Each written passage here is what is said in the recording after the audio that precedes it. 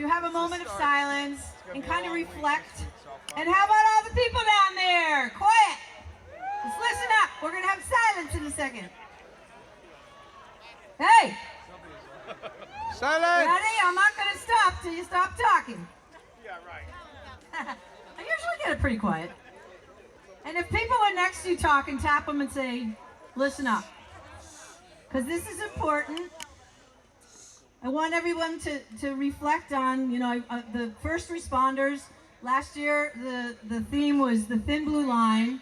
I take it really seriously to support the police officers and the firefighters. And my front door, those lights that are out there are there all the time. My neighbors think I'm crazy. But they're red, white, and blue for the first responders. And I think, especially after 9/11, I remember the first Heatherfest after that, it was very emotional. And I wanted to, every year it's in memory. This year, it's my guy Jack right there in the corner. He passed in March, and his spirit is all around here, and it's always about dogs for me and animals, as you guys know. I don't have children; they are my children, and I'm thinking about my dad. A lot of you knew Big Daddy Mckibben. He was always right down here at 90 years old dancing, and he's around this yard. But what I want us all to do is think about people like that's in your heart, and think about missing them. And I'd like everybody to bow your head and let's give some silence.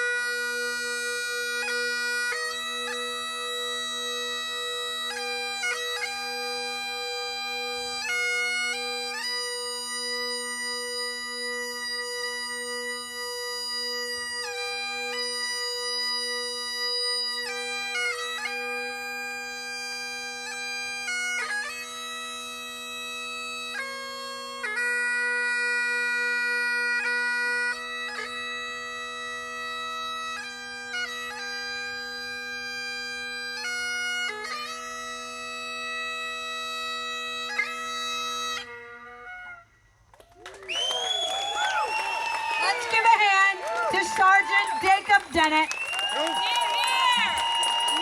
This man, this year, what I did was I wanted to pick people to be involved in Heatherfest for my 25th that really mean a lot to me and have really respected and done a lot for Heatherfest.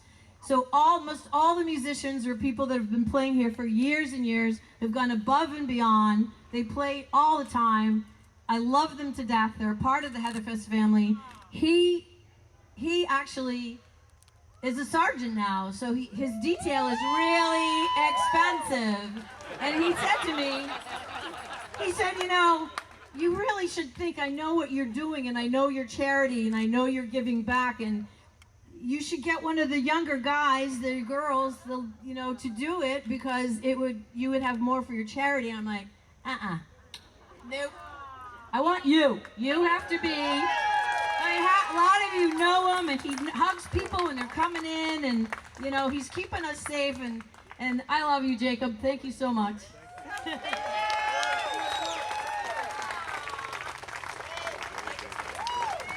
What I want to do too is one thing I didn't mention about the charities is hold on, let me grab some. TV time up.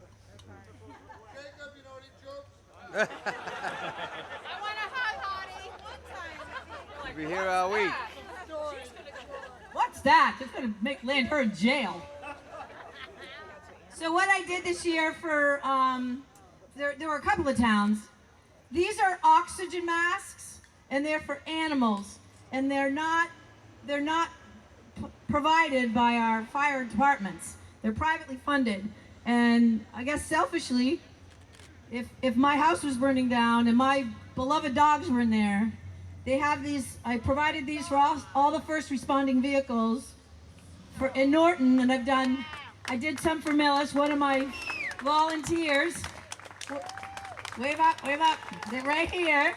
She's a Millis firefighter, so I provided them to Millis. I've given them to Easton. I think they're responding towns around Norton. So we're keeping our babies safe. And for this is a... No, it's not for him. Give him the hook.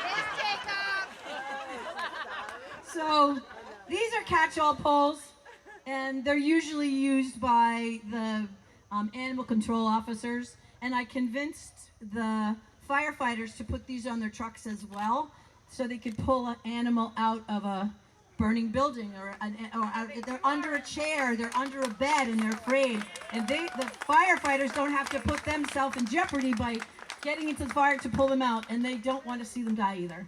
So they wanted these. They're on all the fire trucks. So last year, do you want to tell a little of the story or not? Hi, everybody. Hi. So last year, one of our guys was on a call and talking to the microphone. Was on a call, and a dog had come up on him, actually attacked him to the point he had to apply a tourniquet. He was bleeding that bad. Ended up coming back and then having to go back out for surgery. And certainly an instrument like this would have been helpful to try to change the course of that. He's back and things are good and all that, but it's certainly something that's going to help every day on the road, potentially. So thank you, as always. Thank you. After I heard that story, I called up Jacob and said, so do you think now, I had asked them if they wanted them before, the police department was like, nah, no, we don't want them. So after I heard this, I called him and said, do you think you want them now? So I got these for all of the police cruisers and Norton. Yeah. So if you got him coming into an awful situation, they have this now where they can protect themselves. So awesome. Thank you. Whoa. Thanks, Jake.